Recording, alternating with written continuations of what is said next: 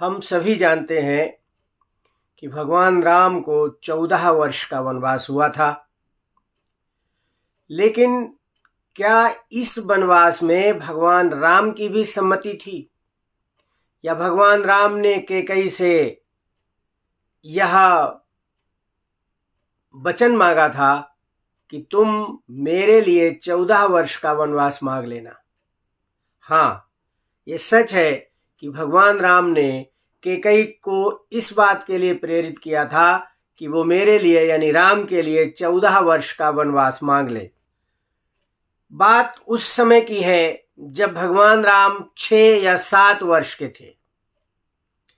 एक दिन माता कैकेयी अपने उपवन में प्रातःकाल भ्रमण कर रही थी और भ्रमण करने के उपरांत उपवन की एक छोटी सी क्यारी में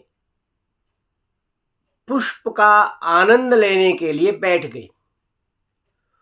उसी समय आकर के पीछे से किसी ने माता के नेत्र मूंद लिए, यानी कि अपने कर कमलों से माता के नेत्र बंद कर दिए।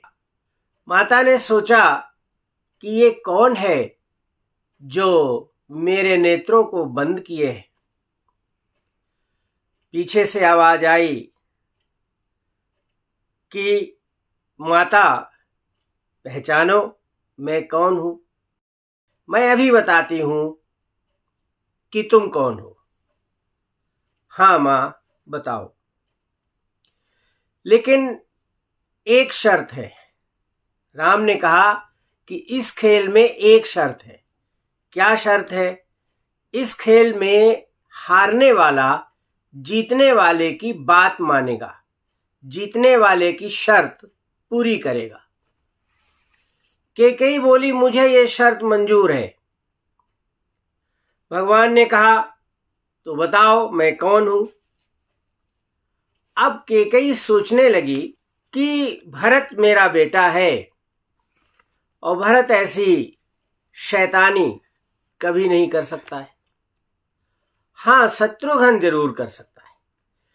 लेकिन सोचते सोचते अंतिम निष्कर्ष पर यह पहुंची कैकेयी कि लक्ष्मण थोड़ा ज्यादा चंचल है, इसलिए ये काम लक्ष्मण जी का ही हो सकता है। और रामभद्र तो हमारे बहुत ही गंभीर हैं, बहुत ही शालीन हैं, बहुत ही धैर्यवान हैं, वो ये काम नहीं कर सकते। तो माता ने बता दिया कि भाई तुम लक्ष्मण हो। जब माता ने बताया कि तुम लक्ष्मण हो, तभी राम ने अपने दोनों कर कमल माता के नेत्रों से हटा लिए और बोले, माता मैं राम हूं।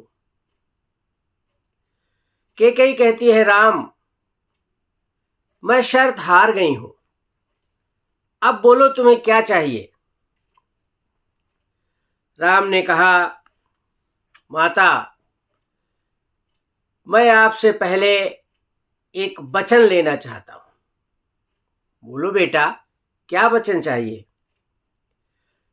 ये जो मैं आज बात तुमसे कहने जा रहा हूं, वो बात पूरी तरह से गोपनीय रहे, केवल मेरे और तुम्हारे बीच रहे, किसी तीसरे के कान में यह बात नहीं पड़नी चाहिए।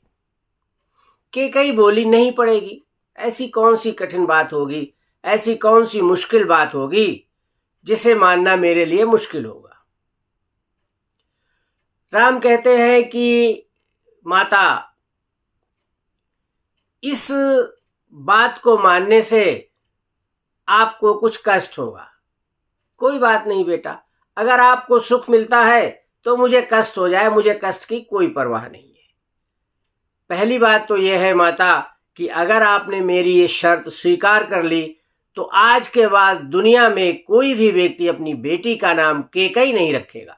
कैकेयी ने कहा, मुझे कोई परवाह नहीं है, कोई मेरा नाम भविष्य में रखे या ना रखे, मेरा राम खुश रहे। मेरे राम को जिसमें प्रसन्नता है, कैकेयी को उसी बात में प्रसन्नता है। राम बोले, दूसरी बात माता ये होगी कि पूरे संसार में आपका अपयश होगा, कोई व्यक्ति तुम्हारा नाम लेना पसंद नहीं करेगा।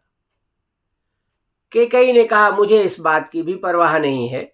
मेरा यश हो या अपयश हो, जिस काम से राम का यश बढ़े वही काम मेरे लिए महान है। और फिर राम ने कहा, माता, ऐसा भी हो सकता है कि मेरी बात मान लेने से भरत फिर तुम्हें कभी माता कहकर ना पुकारे। कैकेयी कहती है, बेटा कोई बात नहीं, राम मुझे माता कहता रहे, भरत माता कहें या ना कहें, इसकी मुझे कोई चिंता नहीं है। फिर राम कहते हैं, मां, मेरी आखिरी शर्त बहुत मुश्किल है और आपके अलावा कोई अन्य व्यक्ति इस शर्त को पूरा नहीं कर सकता है। माता ने कहा, राम, अभी तुमने अपनी माता को पहचाना नहीं है। कितना ही दुष्कर काम क्यों ना हो, कितना ही अपयश क्यों ना हो जगत में, मुझे तुम्हारी हर शर्त मंजूर है। जी माता, अगर तुम्हें मेरी शर्त मंजूर है तो हो सकता है कि तुम्हें वैदव्य का दुख भी देखना पड़े। ये दुख किसी भी सुहागन स्त्री के लिए संसार का सबसे बड़ा दुख होता है।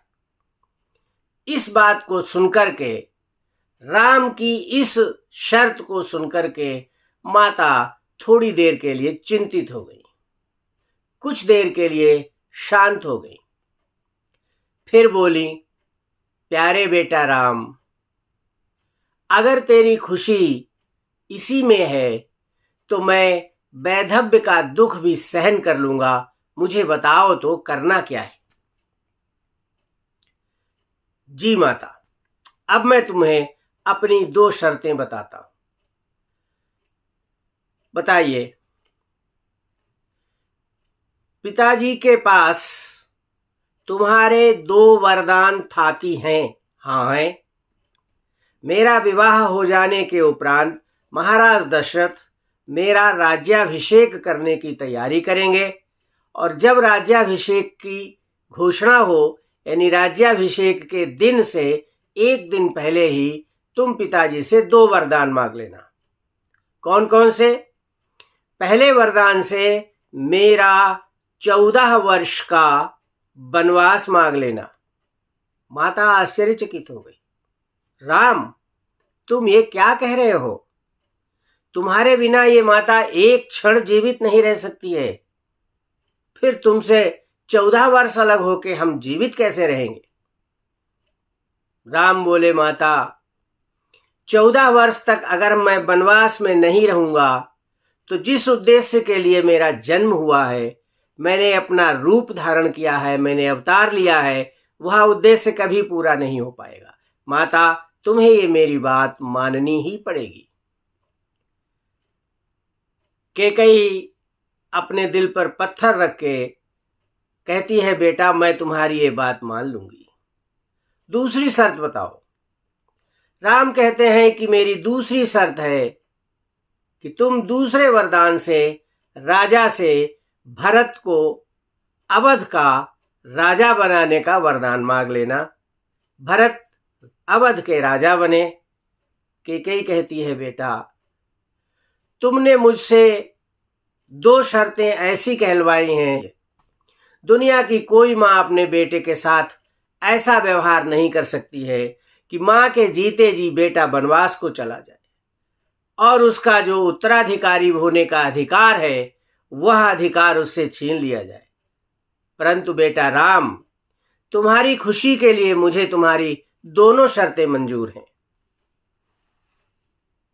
राम कहते हैं, माँ, मुझे तुमसे यही उम्मीद थी।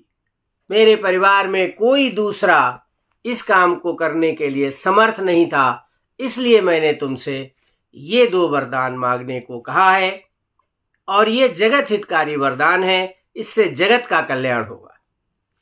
इन्हीं बातों को, यानी कि भगवान राम और कैकेयी के बीच इस संवाद को बक्सर वाले मामा जी ने एक भजन के रूप में प्रस्तुत किया है। उस भजन की 2-4 लाइनें मैं आपको सुनाता हूं।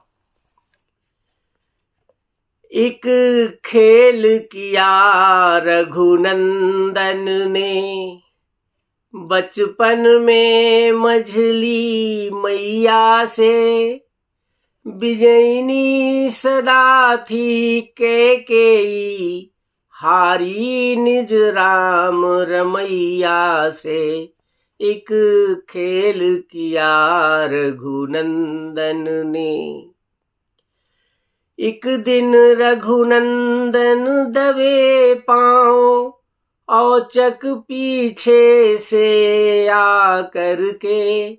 कर कमलन मुंह दिलई अखियां, मैया की नजर बचा करके।